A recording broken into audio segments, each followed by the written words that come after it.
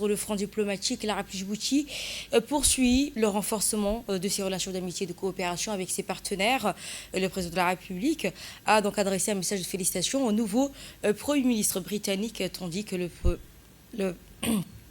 Premier ministre Abdel Mohamed recevait l'ambassadeur du Cuba à l'occasion de la fin de sa mission.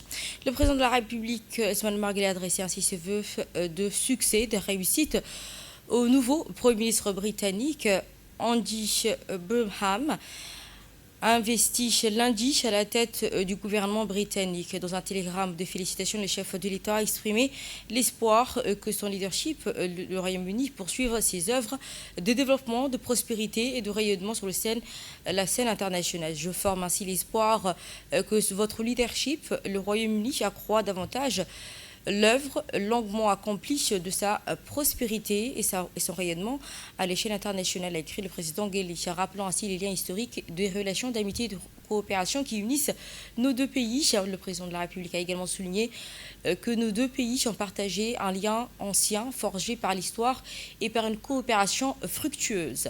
Il s'est également réjoui du développement caractérisant ces 10 dernières années des relations entre l'Arabie Djibouti et le Royaume-Uni, marquant ainsi un renforcement constant dans la coopération bilatérale dans plusieurs domaines d'intérêt commun.